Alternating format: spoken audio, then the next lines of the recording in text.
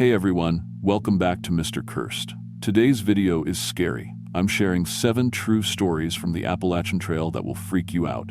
These really happened to real people. Some hikers never came back the same. If you're easily scared, maybe skip this one.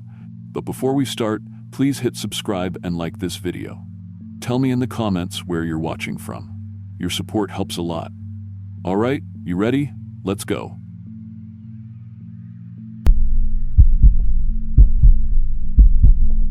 I'm 29 years old, and I work as a line cook at a diner just outside Nashville. Well, I worked there until about 3 months ago, when I sliced my hand open real bad on a mandolin slicer. Needed 12 stitches and couldn't grip anything properly for weeks. The doctor said I needed to take some time off, let it heal completely, and honestly, I was burned out anyway. Been working kitchens since I was 16, and the stress was getting to me. So when my hand was finally good enough to drive, I decided to take a solo hiking trip up in the Tennessee mountains. 4 days on the Appalachian Trail, just me and my thoughts, trying to figure out what I wanted to do with my life. I drove up to this little gas station near the trailhead on a Thursday morning in late September. The leaves were just starting to turn, and the air had that crisp bite that makes you want to be outdoors. I was filling up my truck when this guy approached me from the road. He looked like he'd been walking for a while.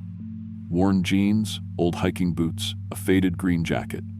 What struck me first was how pale he was, like he hadn't seen sun in months. His hair was this dirty blonde color, and his eyes were this weird light blue, almost gray. "You heading up to the trail?" he asked.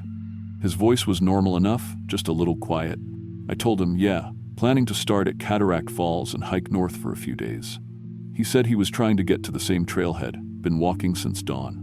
I figured, why not give the guy a ride? It was only about 15 minutes up the mountain road, and he seemed harmless enough. The drive was mostly quiet. He sat in my passenger seat with his hands folded in his lap, looking straight ahead. I tried making small talk, asking where he was from, how long he planned to hike, but he gave these short, vague answers. Said his name was Dale, and he was just passing through. What bothered me, looking back now, was that I never saw him blink. Not once during that whole 15-minute drive. And his skin had this weird waxy quality to it, like it was too tight or something. When we got to the Cataract Falls parking area, he thanked me and got out.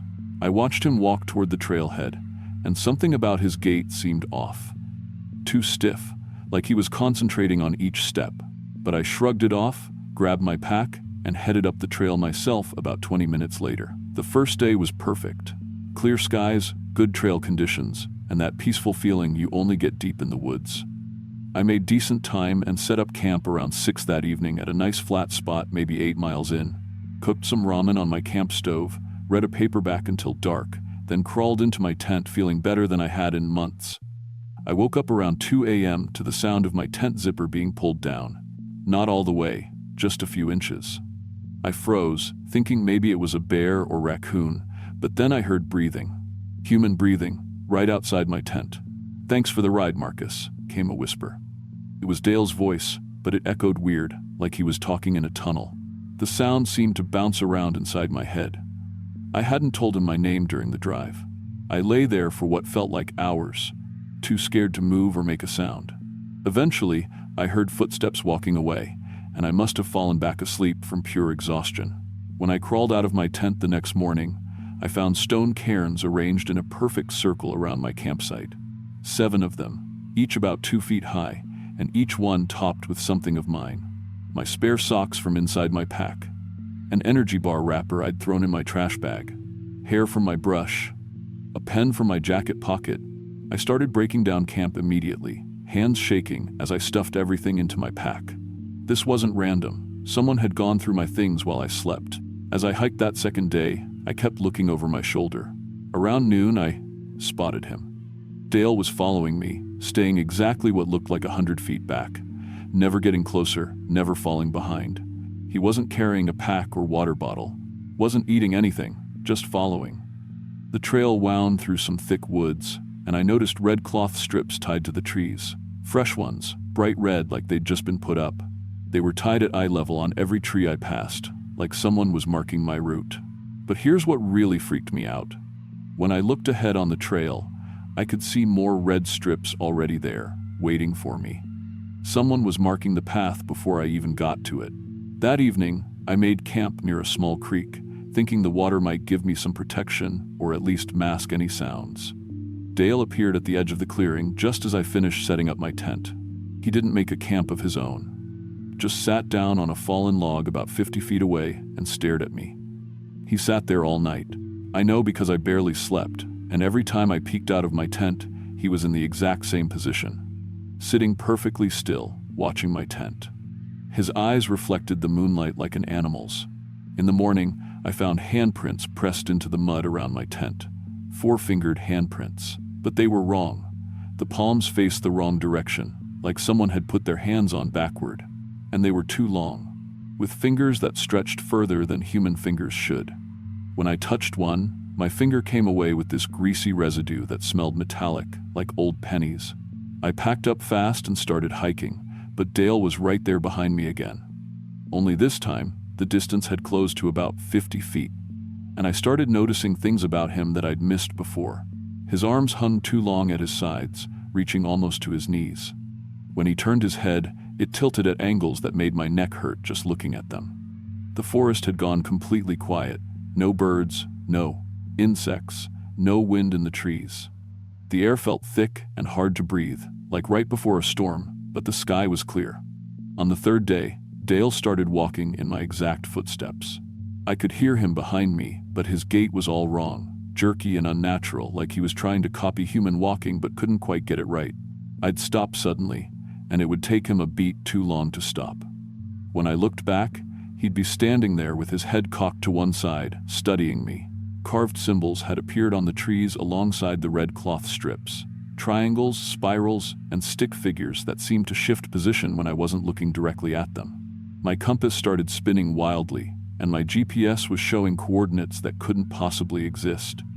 The worst part was the feeling of being watched, studied, like I was some kind of specimen. This thing, because I was starting to realize it wasn't human, felt ancient. Older than the trees, older than any human settlement in these mountains.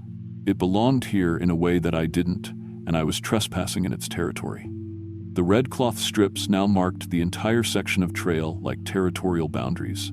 Every tree, every rock, every fallen log had been claimed and marked. On the fourth morning, I decided to cut my trip short and hike back to my truck. I'd had enough, but when I started back down the trail, Dale was there ahead of me, just standing in the middle of the path. Up close, I could see that his skin looked stretched, like it was pulled too tight over bones that were the wrong shape. His joints bent backward at the elbows and knees. "Thanks for the ride, Marcus," he said again, but this time his mouth was moving just slightly out of sync with the words. I backed away and crashed through the woods, abandoning the trail completely. Branches tore at my clothes and pack as I stumbled downhill, using my compass to head roughly toward where I'd left my truck. I hear him following, but the sounds weren't quite right.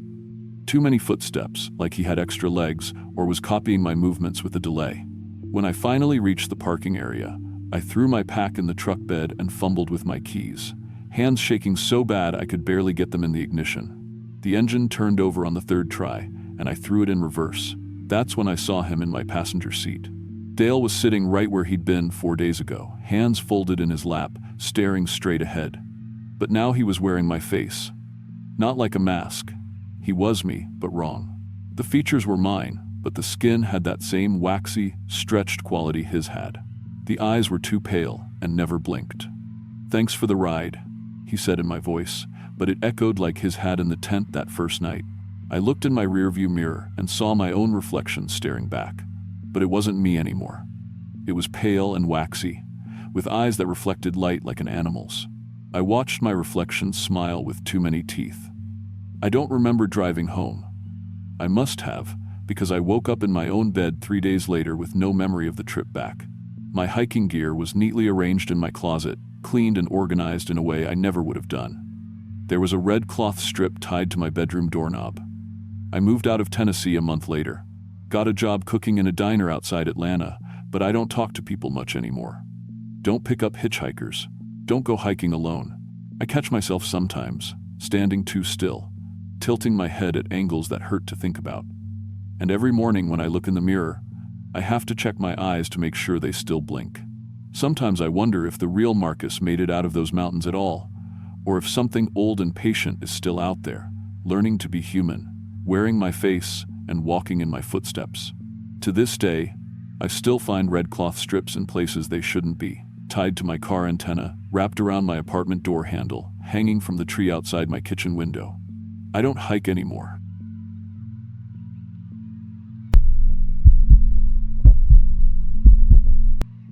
I was 26 when this happened, working as a dental hygienist in Richmond and honestly feeling pretty burned out from the city grind. My roommate Ashley was a preschool teacher, and we'd been talking about doing something outdoorsy together for months. She found this section hiking trail in the Blue Ridge Mountains that looked perfect for a weekend trip. Not too challenging, good views, and we could split it over 2 days with an overnight at this little campground halfway through. Ashley was always the more adventurous one between us. I mean, I liked hiking well enough, but she was the type who'd research trail conditions and elevation maps, while I just packed snacks and hoped for the best. The plan was simple. Drive up Friday afternoon, start hiking Saturday morning, camp Saturday night, finish the trail Sunday, and head home. Nothing fancy, just a chance to get away from everything and remember what fresh air felt like. The first day went exactly like we'd hoped.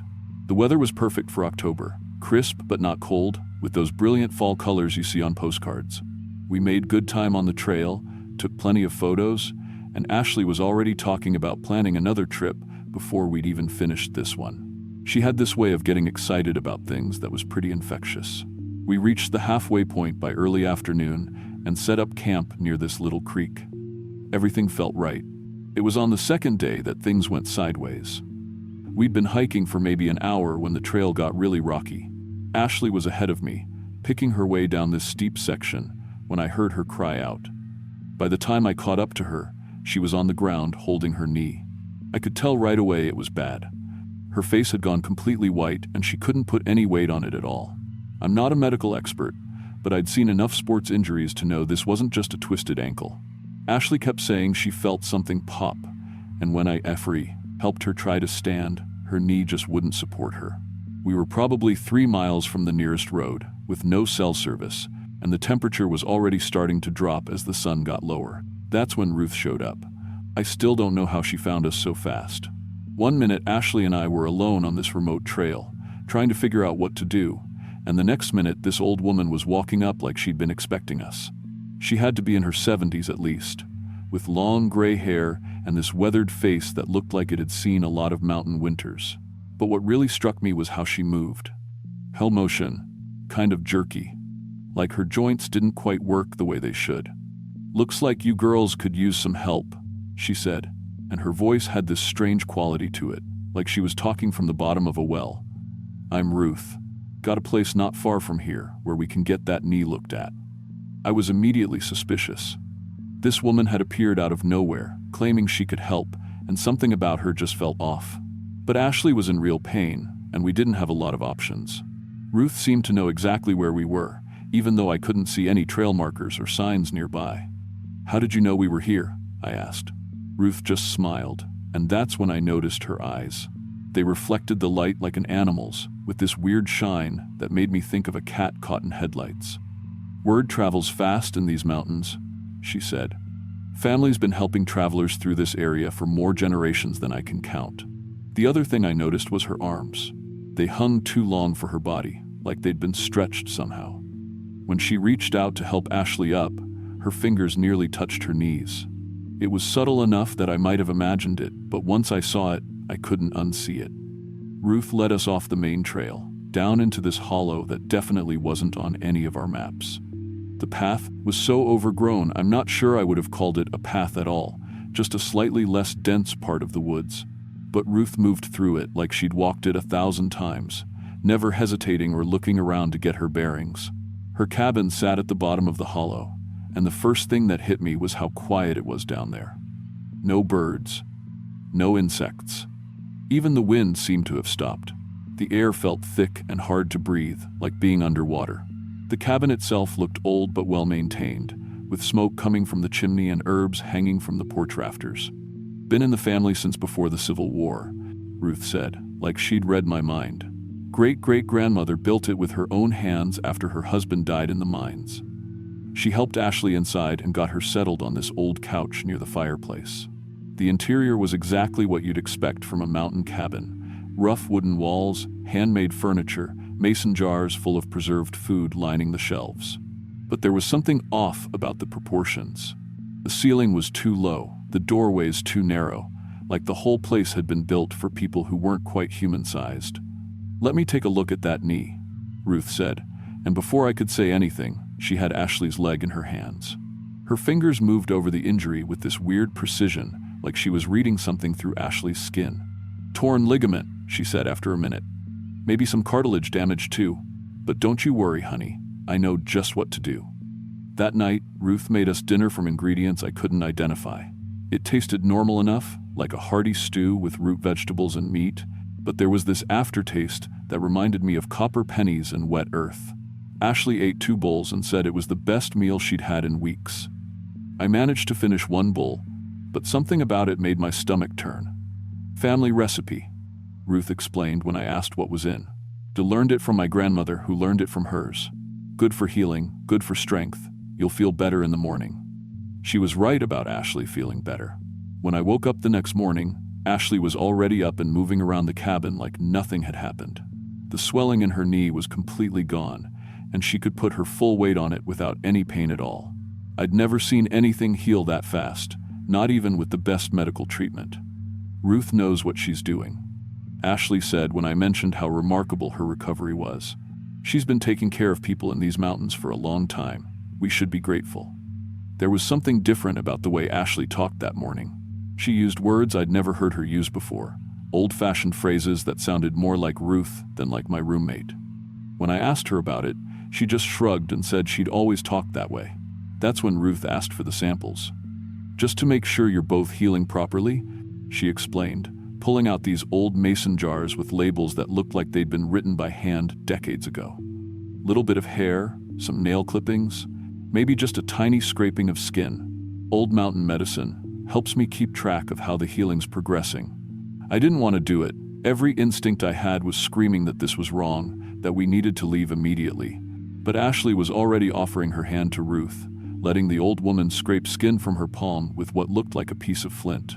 She acted like it was the most natural thing in the world. "Your turn, honey," Ruth said, holding out the flint toward me. I made some excuse about being allergic to alternative medicine and managed to avoid giving her any samples. Ruth didn't push it, just smiled that strange smile and put the jars back on the shelf. But I noticed she labeled Ashley's jar with a name that wasn't Ashley's. The handwriting was old and faded, but I could make out Margaret 1847. That afternoon, while Ashley was napping, I explored the area around the cabin. Red cloth strips had appeared tied to trees in a perfect circle around the property. I hadn't seen them the day before, but now they were everywhere, fluttering in a breeze I couldn't feel. Stone cairns marked what looked like boundaries, each one topped with personal belongings, combs, jewelry, pieces of clothing that looked like they'd been there for years. When I got back to the cabin, Ruth was grinding something with a mortar and pestle. The powder was white with dark flecks, and the smell reminded me of old bones and dried flowers. She mixed it with water and gave it to Ashley to drink. "What is that?" I asked. "Medicine," Ruth said. "Family recipe, helps with the healing process." Ashley drank it without question, even though it left dark stains on her teeth. That night at dinner, I noticed 4-fingered handprints on Ashley's arms, like birthmarks that hadn't been there before. When I pointed them out, Ashley looked at them like she was seeing them for the first time. "Huh," she said. "That's weird. They don't hurt, though." It was then that Ruth told us the truth. "You girls have been chosen," she said, settling into her chair by the fire. "This hollow has been home to my family for generations, but we're not like other mountain folk. We're guardians of this place, keepers of its secrets. And sometimes, when the right travelers come through, we invite them to stay." She looked directly at me when she said it, and her eyes didn't just reflect the firelight anymore. They glowed with their own light, like hot coals. "Your friend Ashley has already accepted the invitation. Her essence is mixing with the others who've stayed before her. Soon, she'll have their strength, their knowledge, their memories." Ashley was staring into the fire, and when she spoke, it wasn't in her voice. It was the voice of an older woman with a thick mountain accent. "It's peaceful here," she said. "Quiet. No need to worry about the outside world anymore." Then, a younger voice, a child's voice. "Mama's been waiting for us. She takes such good care of everyone." Ruth nodded approvingly. "The best parts of everyone who's ever stayed," she said. "Their courage, their kindness, their memories of love and loss. Ashley will carry all of that now. She'll be stronger than she ever was before." I realized then that Ruth wasn't human, had never been human. She was something that fed on human experience, collecting the essence of travelers and storing it in mason jars like preserves. The hollow itself was alive, sustained by the memories and personalities of everyone who'd been claimed over the centuries. Ruth began carving symbols into the wooden table with that piece of flint, arranging objects in patterns that hurt to look at directly. Ashley's skin was getting that same waxy, stretched appearance as Ruth's, and when she moved, it was with that same jerky gait. "Don't worry," Ruth said to me. "Doesn't hurt. You'll have all their strength, all their knowledge. You'll never be alone again." I ran. I don't remember much about getting out of that hollow. I know I grabbed my backpack and ran through the woods in complete darkness, branches tearing at my clothes and face. I kept expecting to hear Ruth or Ashley following me, but the only sound was my own panicked breathing and the snap of twigs under my feet. I made it back to the main trail somehow, then to our car. I drove straight home to Richmond without stopping, checking my rearview mirror the whole time to make sure nothing was following me. When I got back to our apartment, I called the police and reported Ashley missing. I told them she'd fallen on the trail and that I'd gone for help but couldn't find my way back to her. They searched for 3 days. Never found any trace of Ruth's cabin or the hollow. The search and rescue team said there was nothing in that area but dense forest and rocky terrain. No trails, no clearings, no structures of any kind. But on the 3rd day, Ashley walked out of the woods on her own. She told the authorities that I'd panicked after her accident and abandoned her, that she'd managed to make her own way out despite her injured knee. The medical examination showed no signs of trauma or injury. Her knee was perfectly fine. The thing is, everyone believed her. The police, our friends, our families. Ashley was always the responsible one, the one who planned ahead and stayed calm in emergencies. I was the flighty one who might abandon a friend in the wilderness. Their story made sense, but I knew it wasn't Ashley. She moved wrong, talked wrong, used words and phrases that weren't hers. She knew things about people she'd never met, remembered events that had happened before she was born. When old people saw her on the street, they'd stop and stare like they were seeing a ghost. She kept our apartment, kept her job at the preschool. As far as the world was concerned, Ashley had survived a hiking accident and come home. But I knew better. I knew that Ruth had switched our essences somehow, taken Ashley's identity and given it to me while keeping Ashley's body for herself. I tried to tell people, but who was going to believe that? I sounded crazy even to myself, so I moved away, changed my name, started over in a different state. But sometimes I still get calls from numbers I don't recognize. When I answer, I hear voices I don't know talking about things that happened before I was born, family members calling for people who died decades ago. I think they're looking for me. The hollow and whatever's in it. They're not done with me yet. I never go hiking anymore. Can't stand being in the woods, even in broad daylight with other people around. The smell of pine trees makes me sick to my stomach, and I can't sleep if it's too quiet. I live in the city now, where there's always noise and light and people around, but sometimes, when I'm alone at night, I can feel them watching, waiting, and I know that someday I'm going to have to go back to those mountains and finish what was started. Because whatever Ruth is, whatever that hollow is, it's not done collecting. And Ashley, the real Ashley, is still in there somewhere, trapped with all the others. I just hope when that day comes, I'm strong enough to get her out, or smart enough to stay away.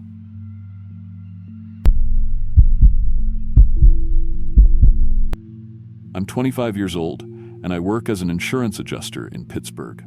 It's boring office work mostly, processing claims, sitting in front of a computer screen all day. Last spring, I decided I wanted to do something different, something that would prove to myself I could handle being alone. So I planned this solo hike on the Pennsylvania section of the Appalachian Trail. My friends thought I was crazy, I'd never done anything like that before, not by myself anyway. But I bought all the gear, studied the maps, read all the trail blogs. I thought I was ready. I started the hike on a Tuesday morning in late April. The weather was perfect, cool but sunny, and the first day went exactly how I'd imagined it. I made good time, my pack felt manageable, and I reached my planned campsite right before sunset. I felt proud of myself, honestly. Like I was finally doing something real, you know? Something that mattered. The second day started normal too. I was hiking along, enjoying the quiet, when I came around a bend and saw someone sitting on a rock up ahead. As I got closer, my stomach did this weird flip. She looked exactly like me. Same brown hair pulled back in a ponytail, same build, same North Face jacket I was wearing. When she turned around and smiled, I actually stopped walking. "Hey," she said, standing up, "I've been waiting for you." Her voice sounded like mine, but smoother somehow, more confident. I stood there staring at her, and the longer I looked, the more wrong everything felt. Her skin was too pale, almost waxy looking in the sunlight, and her eyes were too bright, like someone had turned up the contrast on them. "I'm sorry, do I know you?" I managed to say. She laughed. "I'm Emma, the real Emma. I've been hiking this trail for years." I felt cold all over. "My name's Emma." "I know," she said. "But I've been here longer. This is my section of trail." Looking back now, I should have turned around right then, but I was so confused. And part of me thought maybe I was just tired, or dehydrated, or maybe she was just someone who happened to look like me. People have doppelgangers, right? So I tried to laugh it off. "That's weird. We could be sisters." "We have the same scar," she said, pulling up her sleeve. There was the thin white line on her left forearm, the exact same scar I got falling off my bike when I was 12. She pointed at my arm. "Show me yours." I rolled up my sleeve with shaking hands. The scar was there, of course, but as I watched, hers started to fade, just smoothed out and disappeared while I was looking right at it. The skin became perfect, unmarked. "See?" she said. "I'm the improved version." I backed away from her. "I need to keep hiking. This is my territory," she said, and her voice changed, became flat. "But you can stay if you want. I've been studying you for a long time, Emma. I know everything about you. I know about the time you cheated on that chemistry test in 10th grade. I know you still feel guilty about what you said to your mom before she died. I know about the apartment in Oakland you share with Jesse and how you're always late on rent. None of that information was online. Nobody knew all of that except me." I started walking fast, almost running. She didn't follow me, just stood there watching. When I looked back, she was making these jerky movements, like a video game character glitching. Her head tilted too far to one side. Then she was normal again, waving at me. That night I barely slept. Every sound made me jump. And when I finally did drift off, I had dreams about her standing over my tent, watching me through the fabric. The next morning, I found cairns, those little stacks of rocks arranged in a circle around my campsite. They hadn't been there when I'd set up, and there were red strips of cloth tied to trees, forming a path deeper into the woods, away from the trail. I didn't follow them. I hiked fast that day, trying to put distance between myself and wherever she was. But around noon, I stopped at a trail shelter to sign the register, and I felt like I'd been punched in the stomach. There were entries going back 3 years, all signed Emma Patterson, my full name, all in handwriting that looked exactly like mine. The dates were impossible. I hadn't even planned this hike 3 years ago. My hands were shaking so bad I could barely hold the pen. I signed my name and kept moving. That's when I started noticing my reflection was wrong. In my water bottle, in puddles, in the screen of my turned-off phone, my face looked different, better. Like someone had photoshopped me. My skin looked smoother, my eyes brighter. I looked like her. By the third day, I couldn't deny something was seriously wrong with me. My voice had changed. I sounded more confident when I talked to myself, and I couldn't seem to make it go back to normal. When I touched my face, my bone structure felt different under my fingers. My cheekbones were higher. My jaw was more defined. I found her again that afternoon. She was sitting at my planned campsite, going through my backpack. "You have 4 fingers, I said, because I'd just noticed. On each hand, she only had 4 fingers. The pinky was missing, but there was no scar. No sign it had ever been there. "You'll have 4 too eventually," she said. "It's more efficient." That's when I saw my hands. There were handprints all over my gear, pressed into the fabric of my tent, on my water bottles, on everything I owned. 4-fingered handprints. "What are you doing to me?" My voice came out too steady, too calm. I wanted to scream, but I couldn't. "I'm making you better," she said. "I've been here a long time. Longer than the trail, longer than the trees, longer than the mountains, if I'm being honest. I make things perfect. People are so flawed when they come through here. So messy and inefficient. But I fix. I'm them." I tried to run, but my body didn't respond right. My movements were jerky, just like hers had been. And when I looked down, I could see my skin was too pale now, too smooth. "You'll get used to it," she said. "I've done this dozens of times. You'll go back to your life, and you'll be so much better at it. Better employee, better friend, better daughter. Everyone will notice the change. They'll think you just gained confidence on your hike." Over the next 2 days, I watched myself disappear. My fingerprints changed. The loops and whorls shifted into her pattern when I looked at them under my phone's flashlight. My face kept changing, becoming more and more like hers, like the perfect version of me. I stopped being afraid. That was the worst part. The fear just went away, replaced by this calm acceptance that she was right. I was the flawed version. She was the improvement. On the 5th day, she showed me her territory. We walked off trail, and she pointed out all the markers. Carved symbols on trees, stones arranged in patterns, and then, hidden in a thick grove of pines, I saw them. People. Or things that used to be people. They stood perfectly still between the trees, their skin too pale, their proportions slightly wrong. Some were missing fingers. Some had too many joints in their arms. They all watched us pass with those 2 bright eyes. "Failed attempts," she explained. "Not everyone adapts well, but they still serve a purpose. They help me maintain the territory, keep other hikers on the trail, away from here. Sometimes they lure people in if I need new material to work with." "How long have you been doing this?" I asked. My voice sounded curious, not horrified. That should have terrified me, but it didn't. "Since before your kind built the first settlements in these mountains," she said. "I've always been here, improving things, making them right." By the 6th day, I understood what I was.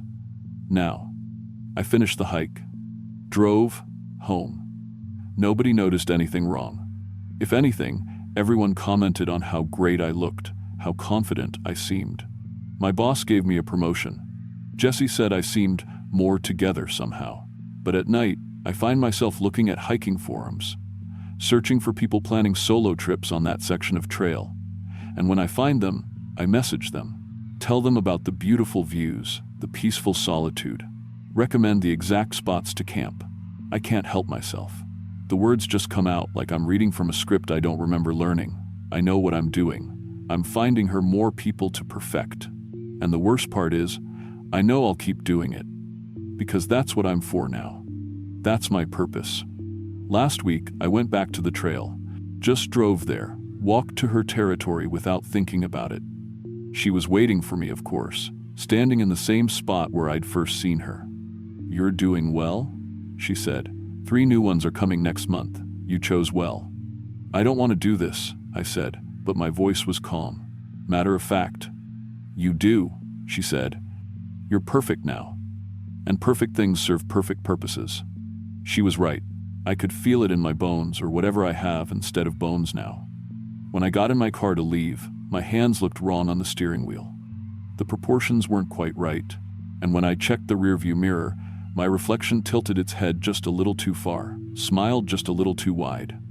I'm still going to work every day, still paying my rent on time, maybe for the first time ever, still meeting Jesse for coffee on Sundays, but I'm also recruiting, messaging hikers, making recommendations, sending them toward her section of trail. I've sent 7 people so far. I don't know what happened to them. I don't want to know.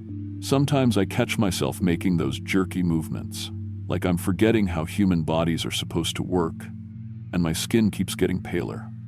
Soon, someone's going to notice. But by then, maybe I'll have sent enough people her way that it won't matter. Maybe there will be enough of us walking around, wearing human faces, recruiting for her, perfecting the world, one hiker at a time. I still have my iPhone, still have all my photos from before. But when I look at pictures of myself from last year, I barely recognize that person. She looks so small, so flawed, so wrong. To be honest, I don't miss her much anymore.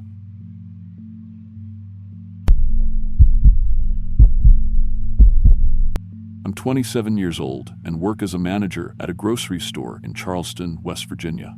My girlfriend Jessica and I had been planning a hiking trip for months. She's always been the outdoorsy type, works at First National Bank, and loves getting away from the city whenever we can. We'd heard about some trails up near Seneca Rocks, nothing too challenging, just a good weekend to disconnect and spend time together. Jessica had been stressed about work, and honestly, I thought getting out into the mountains would do us both some good. We drove up on a Friday afternoon in early October, when the leaves were just starting to turn. The plan was simple. Hike to this backcountry shelter we'd read about online, spend the night, then loop back to the car the next day.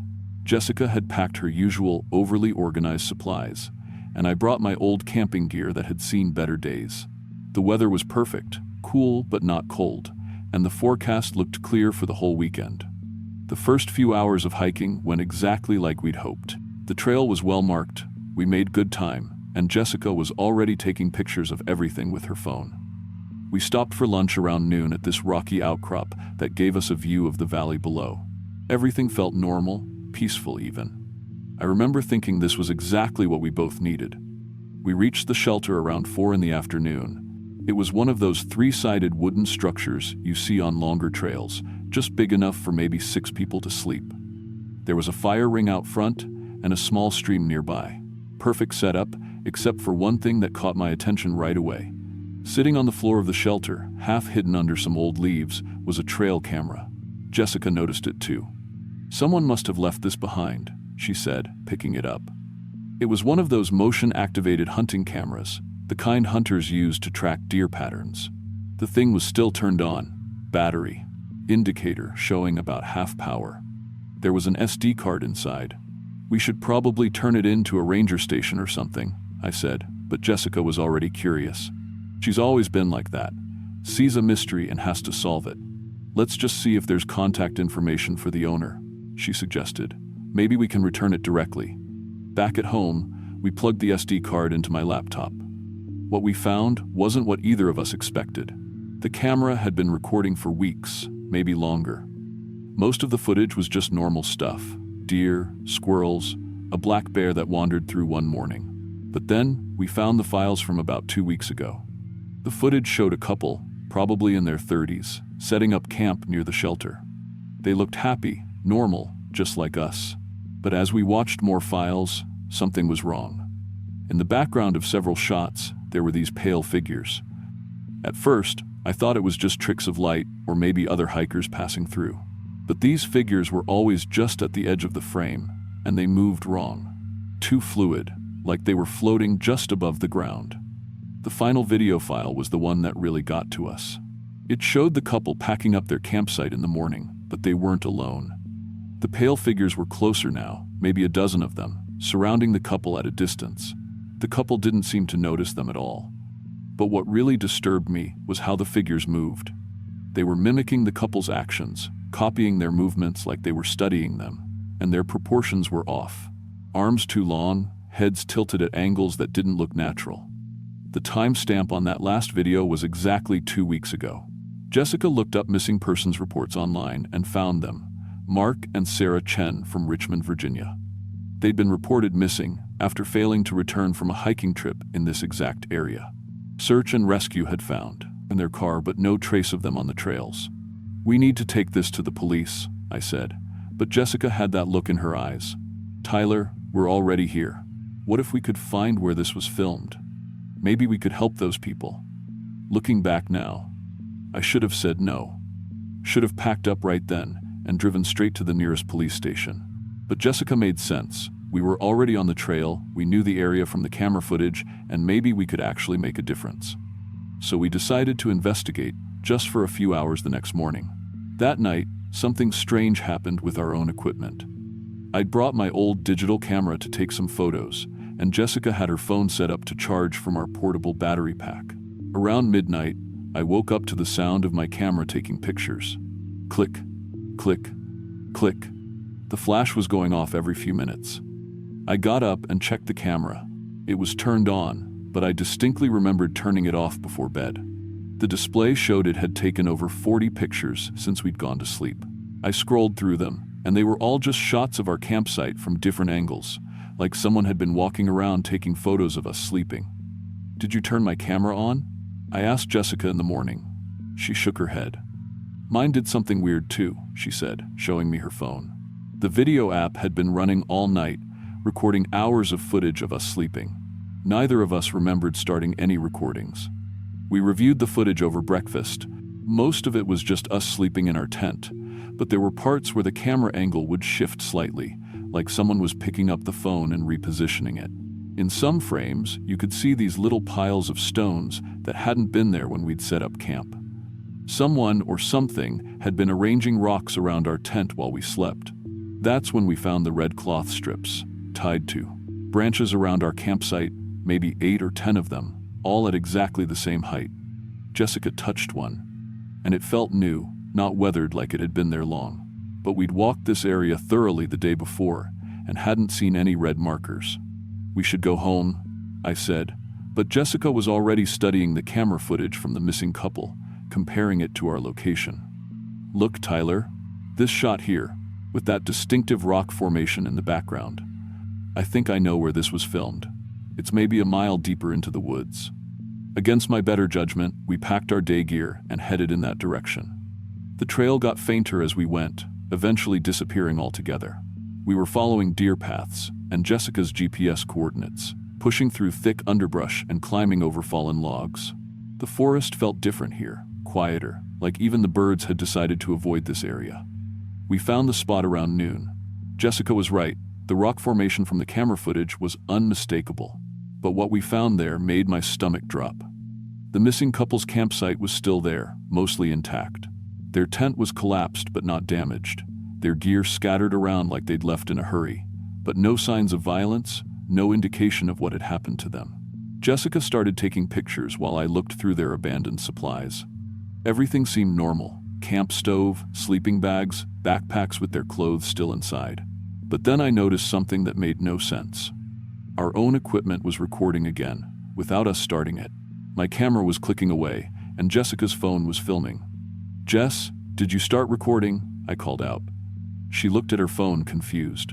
"No, but look at this." Her screen showed multiple video files that had been created since we'd arrived at the site, all labeled with timestamps from the past hour. Someone or something was controlling our devices. That's when we heard the first footsteps. Slow, deliberate sounds coming from multiple directions around us. But when we looked, there was nothing there. Just the quiet forest and the sound of our own breathing. Jessica grabbed my arm. "Tyler, look at your camera screen." The live preview on my camera was showing our campsite, but there were figures in the shot that we couldn't see with our naked eyes. Pale, tall shapes standing just at the tree line, watching us. As I turned the camera in different directions, I could see them moving, staying just out of our direct line of sight but clearly visible through the camera lens. "We need to leave now," I said, but our feet wouldn't move. It was like we were stuck in place, watching these figures get closer through the camera screen. They moved like they were underwater, flowing between the trees without making any sound.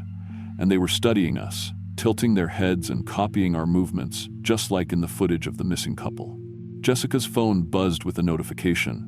A new video file had been created, but we hadn't recorded anything. When she opened it, the video showed us standing exactly where we were, but from an impossible angle, like the camera was floating 20 feet above our heads. And in the video, we weren't alone. The pale figures were right behind us, reaching out with those 2 long arms, like they were about to touch us. That broke whatever spell was holding us in place. We ran, crashed through the underbrush, following our GPS back toward the main trail, not caring about the branches tearing at our clothes or the rocks that we stumbled over. Behind us, I could hear something following, not footsteps, but more like something sliding through the forest, keeping pace with us effortlessly. We didn't stop running until we reached our car, threw our gear in the back and drove straight home, not talking about what we'd experienced until we were safely back in Charleston. When we reviewed our equipment later, all the video files and photos we'd taken were gone. The memory cards were empty, like we'd never recorded anything at all. The police never found Mark and Sarah Chen. Jessica and I gave them the original trail camera and told them about the abandoned campsite, but when the search team went back, there was nothing there. No tent, no gear, no sign that anyone had ever camped in that spot. I still have nightmares about those figures, about the feeling of being watched and studied like some kind of specimen. Jessica and I broke up a few months later, not because of what happened, but because we couldn't stop talking about it. We couldn't move past the feeling that something was still watching us. We'd both wake up in the middle of the night, convinced we could hear our phones recording in the dark. I don't hike anymore. Can't even stand being in the woods for more than a few minutes without feeling like I'm being observed. Sometimes I'll be walking through the grocery store where I work, and I'll catch a glimpse of something pale in my peripheral vision, but when I turn to look, there's nothing there. Just my imagination, probably. But I can't shake the feeling that those things are still out there, still watching, still recording, waiting for the next hikers to wander into their territory. And sometimes, late at night, I still hear the sound of cameras clicking in empty rooms.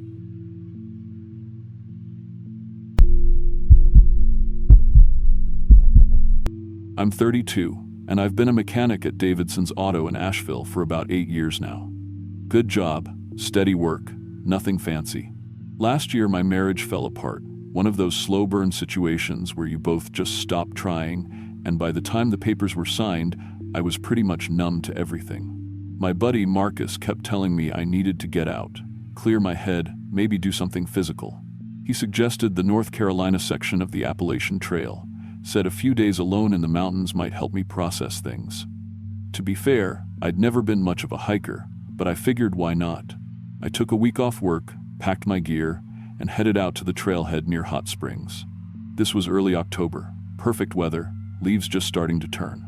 I wasn't planning anything ambitious, maybe 10 miles a day, enjoy the scenery, camp at designated sites, just needed some space to think. The first day and a half went exactly as planned. The trail was gorgeous, not too crowded for that time of year, and I'd gotten into a good rhythm. I was feeling better than I had in months, honestly. The physical exhaustion felt productive, like I was working something out of my system with every mile. By the second afternoon, I was about 7 miles from the nearest road access, following the trail through dense hardwood forest. The trees were close together there, blocking out most of the direct sunlight, giving everything this filtered green quality.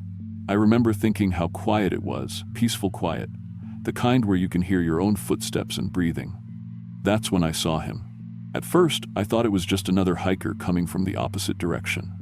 You see people all the time on the trail, usually exchange a quick greeting, maybe ask about conditions ahead. But something about the way this guy was moving didn't sit right with me.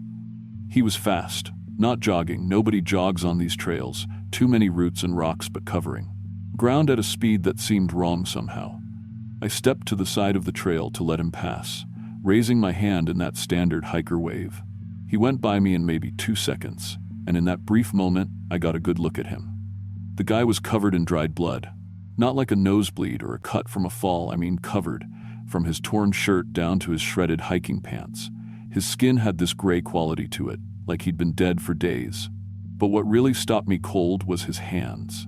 His fingernails were completely gone, worn down past the nail bed to expose raw, bloody bone stumps. And his face, Jesus, his face, the skin around his mouth was torn, stretched wider than it should be, and his teeth looked filed down to sharp points. He didn't acknowledge me, didn't slow down, just kept moving with this strange, jerking gait, his joints bending at angles that weren't quite right. I heard this wet clicking sound as he moved, like bones grinding against each other. I stood there for maybe 30 seconds, trying to process what I'd just seen. My brain kept offering up explanations. Maybe he'd fallen, maybe it was a Halloween costume, maybe I'd imagined the worst details. But I couldn't shake the image of those hands, the way the bones had been visible through the ruined fingertips. Something told me to look where he'd come from. I found the blood trail about 20 feet back up the trail. Dark drops and smears on the rocks and leaves, leading off the main path into the woods. I know I should have just kept hiking, put as much distance as possible between me and whatever that was. But I followed it. I think part of me still needed to believe there was a rational explanation, that maybe someone needed help. The blood trail led me about 40 yards into the forest, to a small clearing with a campsite that had been absolutely destroyed. A tent was shredded into ribbons, a sleeping bag torn apart with the stuffing scattered everywhere. A backpack had been ripped open, contents spilling out deodorant, a book, a water filter, all mixed with what looked like pieces of torn flesh and bone fragments. The smell hit me then, that sweet rotten smell that you never forget once you've smelled it. And there were the remains. I'm not going to describe them in detail, but they were definitely human, and they definitely weren't intact. I backed away from the campsite, my hands shaking. I was maybe 3 steps back toward the trail when I heard it behind me. That clicking sound, bone on bone. I turned around slowly. The speed hiker was standing about 15 feet away, partially hidden behind a tree. He hadn't been there 10 seconds ago. I would have heard him approach. His head was tilted at this impossible angle, almost perpendicular to his shoulders, and he was watching me with eyes that didn't blink. His mouth was hanging open, showing those filed teeth, and a thin stream of dark liquid was dripping from his chin. Then he said, in this voice that sounded like gravel being ground together, "Join us." I ran. I don't remember making the decision to run, my body just did it. I crashed through the underbrush back toward the trail, branches whipping my face, my pack bouncing against my back. Behind me, I could hear him moving, that wet clicking sound getting louder, mixed with these high-pitched screeching noises that barely sounded human. I hit the main trail and started running south, back the way I'd come. I'm not a runner, never have been, but fear is a hell of a motivator. My lungs were burning, my legs screaming, but I kept going. Every few seconds I'd glance back, and I'd see him behind me, moving with that wrong-jointed gait, covering ground impossibly fast. He wasn't running exactly, it was more like he was unfolding himself forward, his limbs extending and contracting in ways that made my stomach turn. The worst part was the sound he was making. That screeching would stop for a moment, and then I'd hear my own voice, perfectly mimicked, saying, join us," over and over. Not like a recording, the inflection was all wrong, the timing off, like something was trying to speak human words without understanding how. I'd been running for maybe 20 minutes when I realized he wasn't alone. 2 more of them emerged from the forest on my left, cutting across the trail ahead of me. One was fresher, still wearing a day pack and what looked like brand new hiking boots, but his skin had already started splitting open, bones pressing through in patches. The other was further along in whatever transformation this was, barely recognizable as human anymore. They moved to block the trail, forcing me to veer right, off the path and into the woods. That's when I understood. They were hurting me. I stumbled through the forest, trying to keep my footing on the uneven ground, and that's when I heard them talking to each other. Except it wasn't really talking, it was that clicking sound, coming from their ribs. Their exposed rib cages were flexing and contracting, creating this bone-on-bone percussion that seemed to carry meaning. They were communicating. Behind me, the original speed hiker was still screeching, "Join us," in my voice, but now the others were joining in, creating this horrible chorus that echoed through the trees. I crashed through a small stream, the cold water shocking me back to some kind of tactical thinking. I couldn't outrun them, that was obvious. I needed to get back to civilization, back to my car, get the hell off this mountain. I pulled out my phone while I ran. No signal, which wasn't surprising this deep in the woods, but the GPS still worked. According to the map, I was about 3 miles from the parking area where I'd left my truck. 3 miles of forest between me and safety. They chased me for the next hour. Every time I thought I'd lost them, I'd hear that clicking sound or catch a glimpse of movement in my peripheral vision. I found 2 more destroyed campsites along the way, both with the same evidence of violence, both with blood trails leading off into the woods. How many people had they gotten? How long had this been going on? Around the 45-minute mark, they changed tactics. They stopped chasing me directly and started appearing ahead of me, forcing me to change direction. I'd see one standing motionless next to a tree, head tilted, watching me with those unblinking eyes. I'd run the other way, only to find another one waiting. They were playing with me, or maybe testing me, I couldn't tell which. That's when I saw the really fresh one. He was pinned between 2 trees, his legs bent backward at the knees, arms pulled behind his back, and tied somehow with what looked like his own tendons. He was still alive, still conscious, making these wet, gasping sounds. 3 of the speed hikers surrounded him, and I watched, God help me. I watched as they grabbed his arms and started systematically breaking the bones, snapping them in multiple places and then resetting them at impossible angles. The man was screaming, begging them to just kill him, but they kept working methodically. One of them used its filed teeth to gnaw through the tendons in his shoulder, pulling his arm until the joint popped loose from the socket. Another one grabbed his jaw and started pulling, tearing the skin around his mouth wider, ignoring his muffled screams. They weren't killing him, they were converting him, remaking him into one of them. I must have made some kind of sound because they all stopped and turned to look at me. For maybe 3 seconds, nobody moved. Then they dropped the man and started moving toward me with that horrible unfolding motion, all of them clicking and screeching in unison. I ran harder than I've ever run in my life. My phone said I was 1.5 miles from the parking area. I could make it. I had to make it. The forest started to thin out as I got closer to the trailhead. I could see breaks in the trees ahead, glimpses of the sky. I was going to make it. I was actually going to make it. The parking area came into view. My truck was right there, sitting alone in the gravel lot, exactly where I'd left it 2 days ago.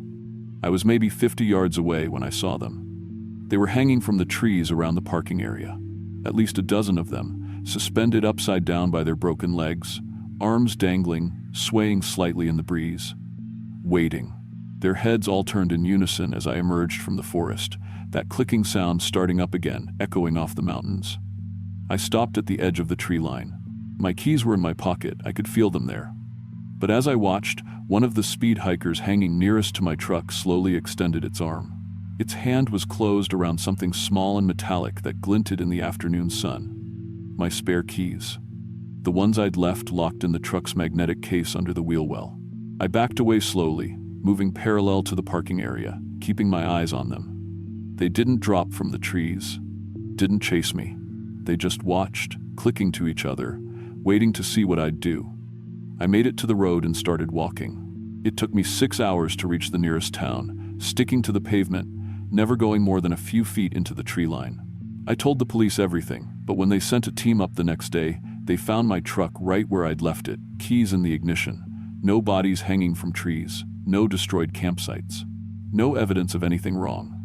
But they did note that 14 hikers have gone missing on that section of trail over the past 3 years.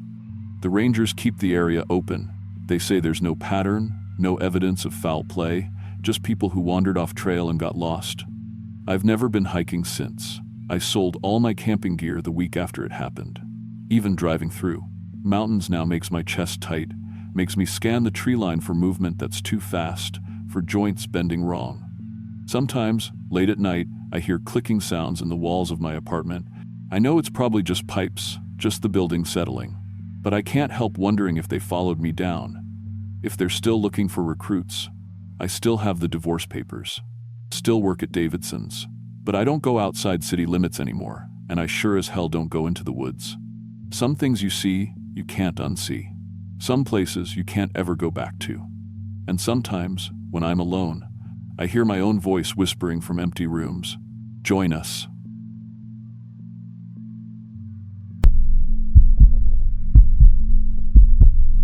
I'm 27 years old, and I work as a manager at a grocery store in Charleston. It's not exciting work, but it pays the bills.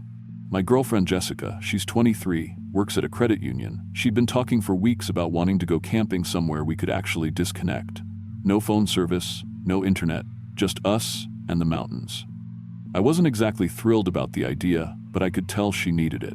Work had been wearing her down, and honestly, I figured a few days in the woods might be good for both of us.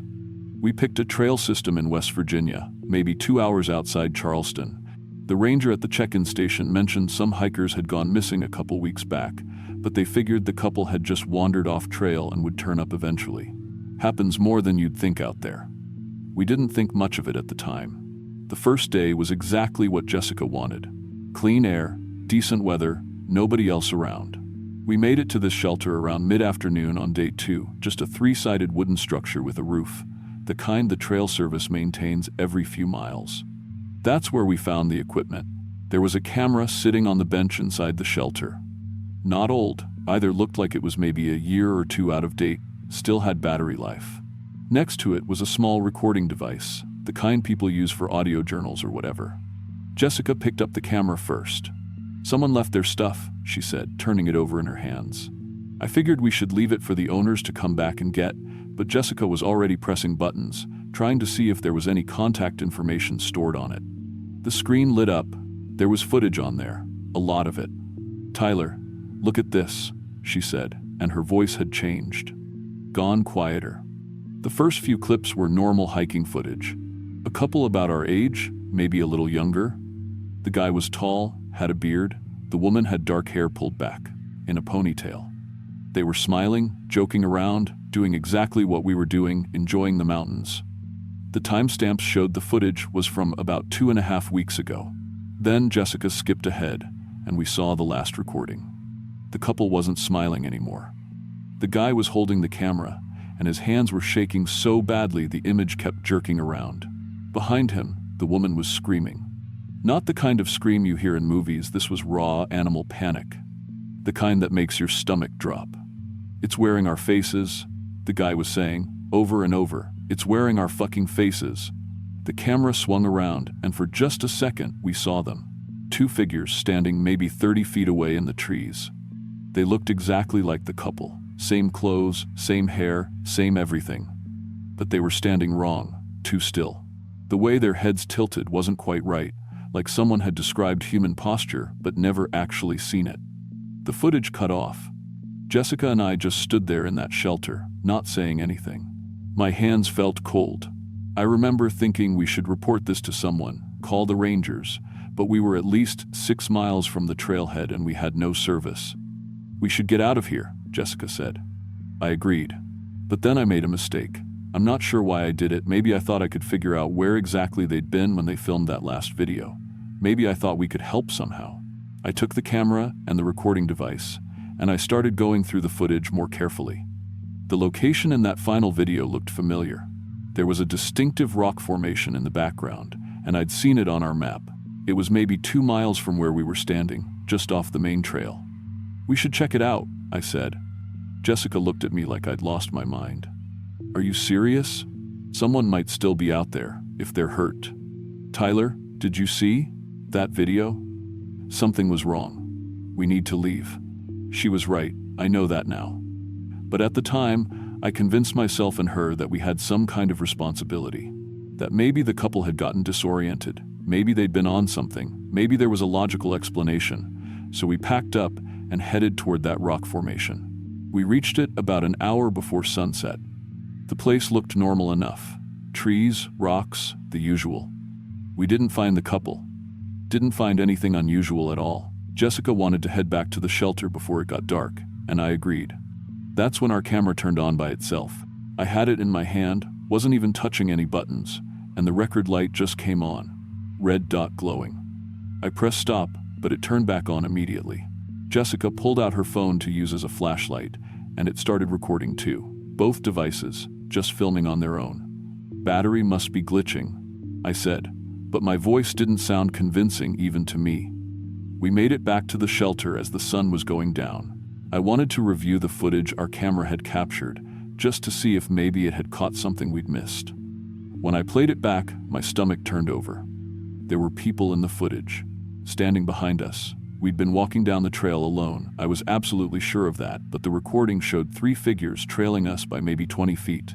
They were blurry, like the camera couldn't quite focus on them, but they were there. "That's not possible," Jessica whispered. I fast-forwarded through more of the footage.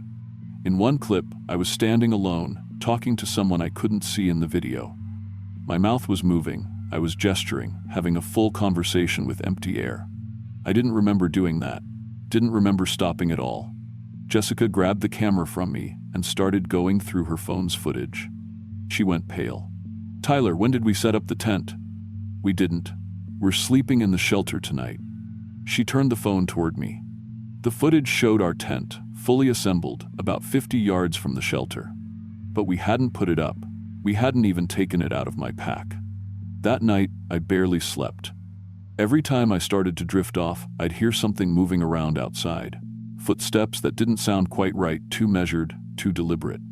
At one point, I heard Jessica's voice outside the shelter, calling my name. But Jessica was right next to me, sound asleep. When morning came, I checked the camera footage from overnight. I wish I hadn't. The video showed Jessica getting up around 2 a.m., but not the way a person normally gets up. She moved wrong, like her joints were in different places. She walked out of the shelter, and the camera followed her automatically, tilting and panning without anyone touching it. I watched her dig a hole near the tree line with her bare hands, then bury something. When she came back, she lay down next to me exactly how she'd been positioned before, and her eyes opened like they'd never been closed. "Jessica," I said, shaking her awake. "Jessica, we need to talk." She sat up, looking confused and exhausted. "What time is it?" I showed her the footage. She watched herself digging, burying something, coming back. Her face went white. "That wasn't me," she said. "Tyler, I was asleep. I wouldn't, I know. I checked the recording device we'd found, the audio one. It had been off when we went to sleep, but somehow it had recorded through the night." I pressed play. My own voice came through the speaker, having a conversation I didn't remember. I was talking about the woods, about how the trees were different than they used to be, about how things lived here that shouldn't. My voice sounded like me, but the words weren't mine. The cadence was wrong. It was like listening to someone doing an impression of me based on a script. Then Jessica's voice joined in, and I heard her agree with things I'd never heard her say. They discussed us, me, and Jessica, like we were separate people, like we were things to be studied. "We need to get out of here," Jessica said, and this time I didn't argue. We packed everything in maybe 10 minutes flat. Didn't matter about staying another day. Didn't matter about the hiking plans. We just needed to leave. As we headed back toward the trailhead, every device we had turned on simultaneously. Both phones, the camera, the recording device. All filming, all recording, all running, even though we kept trying to shut them off. I made the mistake of checking the playback one more time. The footage showed us hiking, but we were walking the wrong direction. In the video, we were heading deeper into the forest, not toward the trailhead. But I could feel the trail beneath my boots. I could see the markers. We were going the right way. The video was lying, except Jessica's video showed the same thing. And so did mine. "Keep walking," I told her. "Don't look at the screens, just follow the trail markers." But the markers were changing. I watched one shift position while I was looking at it, sliding 6 inches to the left like it was painted on a sheet someone had moved. The trail beneath our feet felt solid, but in the camera footage, we were walking through sections of forest with no trail at all. That's when I saw myself. Not a reflection, not a trick of light. I saw myself standing about 30 yards ahead, next to a tree. Same clothes I was wearing, same backpack. But the face was wrong.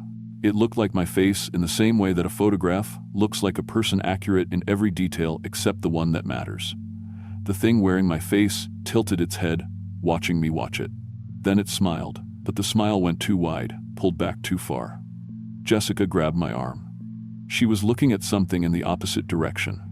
When I turned, I saw her standing there too. Same ponytail, same hiking boots, same expression of confused fear on her face. But it wasn't her. Couldn't be. She was right next to me, her fingers digging into my arm so hard they left marks. "Run," I said. We ran. I don't know how long we ran for. Could have been 10 minutes, could have been an hour. The trail twisted and changed, and I stopped trusting what I was seeing. At some point, the trees thinned out, and we stumbled onto a fire road. My truck was there, even though we'd parked at a completely different trailhead. The keys were in my pocket where they should be. We got in, and I drove. Didn't stop until we hit pavement, then didn't stop until we were back in Charleston. Doors locked, lights on, sitting in our apartment surrounded by normal things. The devices had all stopped recording the moment we reached the truck. When I checked the footage later, the last clip showed Jessica and me walking deeper into the woods, heading away from any marked trail. The timestamp said we'd been walking for 3 more hours after we'd gotten in the truck and driven away. But we were home. We were safe. The footage was wrong. That's what I kept telling myself. Jessica left me 2 weeks later. Said she couldn't be around me anymore, that something felt wrong when we were together. She moved back to her parents' place in Ohio. I tried calling a few times, but she never picked up. Eventually, I stopped trying. I still have the camera and the recording device from that shelter. Sometimes, late at night, they turn on by themselves. The camera films my empty apartment, panning across rooms I'm not in. The recorder captures conversations I never have. Last week, I finally watched all the footage from that trip. Every second of it. The last video file is dated 3 days from now. It shows me hiking alone on a trail I don't recognize, looking happy and relaxed. I'm talking to someone off camera, laughing at jokes I can't hear. The timestamp says it was recorded in the future, but the video is already on my camera, sitting in my closet, waiting. I haven't been back to those mountains. I don't think I ever will. But sometimes, I wonder if I ever really left.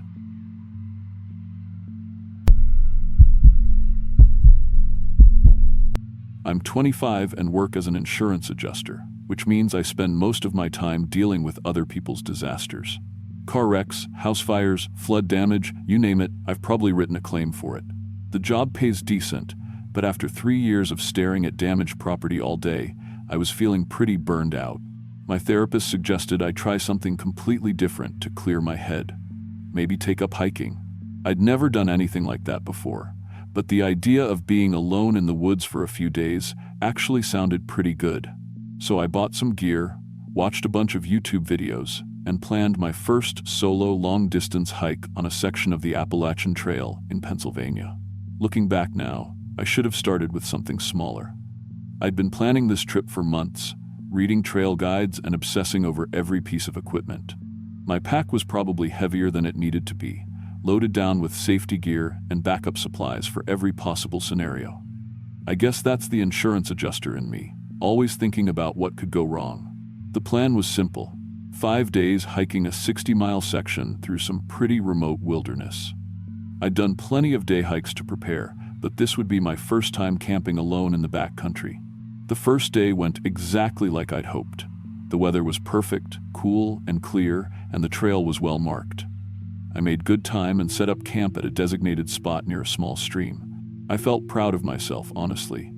Here I was, actually doing something adventurous for once, instead of just processing other people's adventures through claim forms. I cooked dinner on my little camp stove, wrote in the journal I'd brought, and fell asleep to the sound of water running over rocks. That's when I met her. I was about 2 miles into day 2 when I came around a bend and saw another hiker stopped on the trail ahead. She was adjusting her pack straps, and when she turned around, I swear my heart skipped a beat. She looked exactly like me. Not similar, exactly like me. Same height, same build, same dark hair pulled back in the same messy ponytail I always wore when hiking. She was even wearing almost identical gear, though hers looked newer and more expensive. "Hey there," she said, smiling. "Beautiful morning, isn't it?" I just stood there staring. The resemblance was so strong it was unsettling, but she seemed completely unfazed by it. If anything, she looked more confident than I ever felt, more comfortable in her own skin. "I'm Emma," she said, extending her hand. "Emma," I repeated, because that's my name too. "Emma Crawford." Her smile got wider. "Emma Crawford from Harrisburg? No way." My stomach dropped. "I am from Harrisburg." "How did you? What are the odds?" She laughed. "Though I guess it makes sense we'd end up on the same trail. Great minds think alike, right, Em? Nobody called me that except my family. My parents had used that nickname since I was little, but I'd never mentioned it to anyone outside the family. It felt too personal, too childish for adult friendships or work relationships. I studied her face more carefully. The resemblance went beyond general features. She had the same small scar on her chin from when I'd fallen off my bike at age 7. The same freckle pattern across her nose. When she pushed her hair back, I could see what looked like the tiny star tattoo I'd gotten behind my left ear during a rebellious phase in college. "Have we met before?" I asked, though I knew I would have remembered meeting my exact double. "I don't think so," she said. "But you know how it is with trail people. We're all cut from the same cloth." She hefted her pack, which looked like the same brand as mine, but clearly cost twice as much. "How far are you going today?" "Miller's Gap," I said automatically, then wondered why I'd told her my plans. "Perfect. That's exactly where I'm headed. Mind if we hike together? It's always safer to travel in pairs out here. I wanted to say no. Something about this whole situation felt wrong, but I couldn't put my finger on what. She seemed nice enough, and she was right about safety. Plus, how do you explain to someone that you don't want to hike with them because they look too much like you? Sure, I said. We fell into step together, and that's when things got really weird. Other hikers we passed on the trail would wave and call out, "Morning, Emma," to her, not me. At first I thought it was just coincidence. Maybe she'd met these people earlier. But when we stopped for lunch at a popular rest area, a trail angel who was handing out sandwiches looked right at her and said, "Emma, right on schedule. I've got your resupply box right here." My resupply box. I'd shipped it to this exact location weeks ago with my name on it. But when the trail angel handed it over, it was addressed to Emma Crawford, and all the contents were exactly what I'd packed. My favorite energy bars, the specific brand of instant coffee I preferred, even the prescription medication I'd included for emergencies. "Thanks so much," the other Emma said, acting like this was completely normal. "You're a lifesaver." I stood there watching her go through my supplies, eating my food, and nobody seemed to think anything was wrong. When I tried to speak up, the trail angel looked at me like I was crazy. "Is there a problem?" he asked. "That's my box," I said. "I shipped it here." Emma Crawford from Harrisburg. The trail angel and the other Emma both stared at me. Then the other Emma laughed, but not in a mean way, more like she felt sorry for me. "Think there's been some confusion," she said gently. "I'm Emma Crawford from Harrisburg. I've been planning this resupply for weeks." She pulled out her phone and showed me what looked like confirmation emails from the trail angel service. The proofed dates matched exactly when I'd made my arrangements, but all the emails showed her address, her phone number. "Maybe you set up a different pickup location?" the trail angel suggested helpfully. "It happens more than you'd think." I checked my own phone, pulling up the emails I'd saved. But when I opened them, they showed a completely different pickup location 50 miles south. I knew that wasn't right. I'd been so careful about planning every detail of this trip. "That's weird," I said, more to myself than anyone else. "Trail brain," the other Emma said sympathetically. "Happens to the best of us. All that time in nature, your mind starts playing tricks on you." We hiked the rest of the day together, and I kept noticing little things that didn't make sense. She knew details about my childhood that I'd never told anyone, like how I used to hide under my bed during thunderstorms, or the way my grandmother always made pancakes shaped like animals on Sunday mornings. When I asked how she knew these things, she'd look at me funny and say something like, "What do you mean? That's my childhood too." That night at Miller's Gap, I couldn't sleep. I kept thinking about the resupply box, about the other hikers who seemed to know her but not me, about all the impossible similarities between us. I decided to do something that felt a little crazy. I snuck over to her tent and looked through her pack. What I found made my blood run cold. Her pack was full of photos, childhood photos, family pictures, school photos, all featuring her face, but in scenes from my life. There was her at my high school graduation, wearing my cap and gown, standing next to my parents. Her at my college dorm, arm in arm with my freshman roommate. Her at my first day at the insurance company, shaking hands with my boss.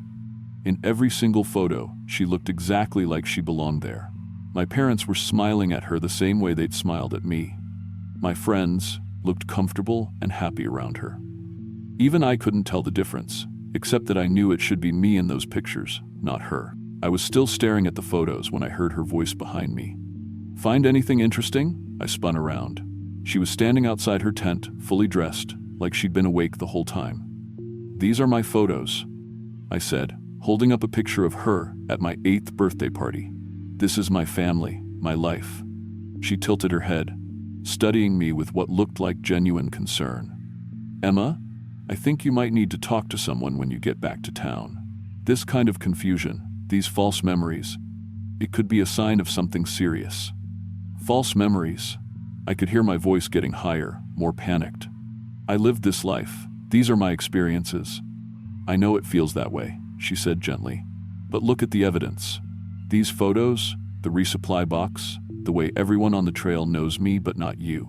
I think maybe you've been struggling with some identity issues and projected them onto me because we look similar." I wanted to argue, but when I looked down at the photos again, something was different. My hands were shaking, and in the dim light from her headlamp, the faces in the pictures seemed to shift and blur.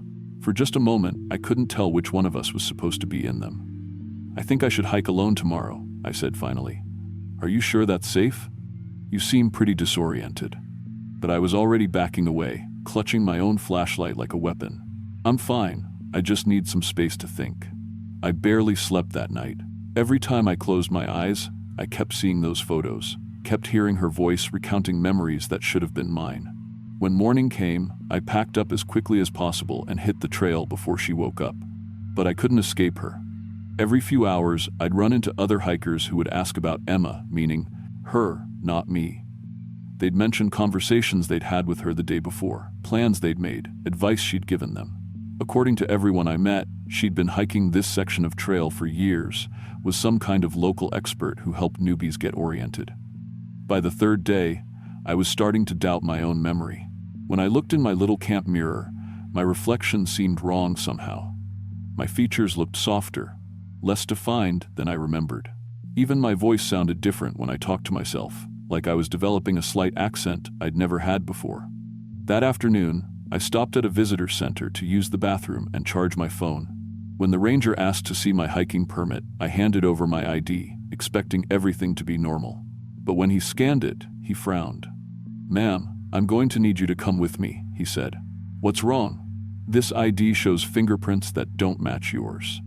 He had me press my fingers against a scanner, and sure enough, the prints didn't match what was stored on my license. The ranger was professional but clearly suspicious, asking if I'd stolen the ID or was using a fake. I tried to explain about the other Emma, about the photos and the resupply box, but it all sounded insane even to me. Finally, he let me go with a warning, but suggested I contact the DMV when I got home to sort out the discrepancy. As I walked away, I caught a glimpse of myself in the visitor center's bathroom mirror. For just a second, I swear I saw her face looking back at me instead of my own. That night, I called my mom from my camp. I needed to hear a familiar voice. Needed someone to confirm that I was who I thought I was. "Hi, Mom. It's me," I said when she picked up.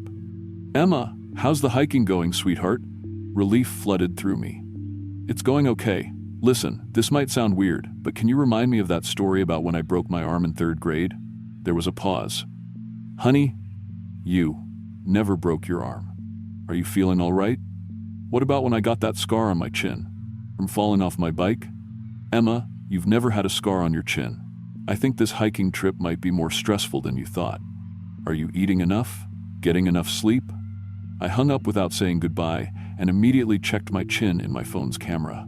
The scar was gone. It had been there my whole life. I had vivid memories of the accident, of getting stitches, of my parents fussing over me. But my chin was completely smooth.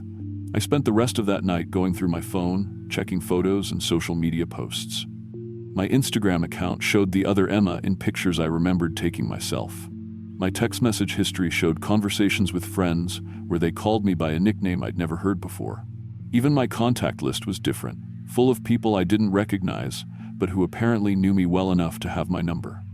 On the 4th morning, I saw her again. She was coming down the trail toward me, hiking in the opposite direction, like she'd turned around specifically to find me. "Emma," she called out, waving like we were old friends. "I was hoping I'd catch up with you. I've been worried." "Stay away from me," I said, backing off the trail. "Hey, it's okay." She held up her hands peacefully. "I talked to your mom last night. She's worried about you too." She said, "You called asking about memories that never happened. How do you have my mom's number?" "It's my mom too, remember?" She pulled out her phone and showed me the contact. Mom, with a photo of my mother, the same photo I had saved in my phone. "She's flying out to meet us at the next town. She thinks maybe you need to talk to someone, get some help." "You're stealing my life," I whispered. "I'm not stealing anything. This is my life. I have the photos, the memories, the relationships. Everyone who knows us recognizes me, not you." Her voice was still gentle, but there was something else underneath it now, something that sounded almost like pity. "I think you might be having some kind of breakdown. It's more common than you'd think, especially in people who spend too much time alone." I looked down at my hands. They seemed smaller than they should be, The wedding ring tan line I'd had from a relationship years ago, completely gone. When I touched my face, the bone structure felt subtly different. "This isn't real," I said. "What's real is that you need help, and I'm here to make sure you get it." That's when I ran. I don't remember much about the next few hours. I crashed through the woods, off trail, not caring about direction or safety. Branches tore at my clothes and face, but I barely felt them. All I could think about was getting away, finding someone who would believe me, who would see that I was the real Emma. But when I finally made it to a road and flagged down a passing car, the driver looked at my ID and asked if I was sure it was mine. When I called a friend from work, she didn't recognize my voice. When I tried to access my bank account, my fingerprints wouldn't work at the ATM. I ended up in the emergency room that night, not because I was physically hurt, but because I couldn't stop crying, and the police didn't know what else to do with someone who claimed to be a person who was apparently hiking safely somewhere else. The doctor was kind, but clearly thought I was having some kind of psychotic episode. He asked about drug use, head injuries, family history of mental illness. "I know this is scary," he said, "but identity confusion can be treated. We're going to take good care of you." When my mother arrived the next morning, she hugged me tight and cried, telling me how worried she'd been. But when I looked into her eyes, I saw a stranger. She looked like my mom, sounded like my mom, had all the same mannerisms and expressions. But something fundamental was missing. The recognition, the connection that should have been there between a mother and daughter. "We're going to get you the help you need," she promised, stroking my hair the way my real mother used to. "Everything's going to be okay." They transferred me to a psychiatric facility for evaluation. The doctors were patient and professional, but they all agreed that I was suffering from some kind of dissociative disorder, possibly triggered by the stress of solo hiking. They had evidence, they said. Photos, documents, testimony from friends and family. All of it supported the other Emma's version of events. I spent 3 weeks there before I was stable enough to go home. Home to an apartment that looked like mine but felt wrong in 1,000 tiny ways. Home to a job where my coworkers treated me with the careful kindness reserved for someone recovering from a breakdown. Home to a life that fit me like clothes that were almost the right size but not quite. I never went hiking again. That was 2 years ago. I still work as an insurance adjuster, still live in the same apartment, still see the same friends. But sometimes I'll catch a news story about hikers going missing in Pennsylvania, found days later confused and disoriented, claiming that someone who looked exactly like them had stolen their identity. The authorities always write it off as exposure, dehydration, psychological stress from being alone in the wilderness. But I know better. She's still out there, still hiking, still meeting people who look enough like her to make the switch worthwhile. And every time someone goes missing for a few days and comes back changed, I wonder if they fought harder than I did, or if they just gave up sooner. I don't talk about this much. Who would believe me? I have a life, a job, relationships. On paper, everything is exactly as it should be. But sometimes I'll look in the mirror and see a stranger's face looking back. Or I'll reach for a memory that should be there and find nothing but empty space. And sometimes, late at night, I still wonder if I'm really Emma Crawford from Harrisburg, or if I'm just someone who thinks she is.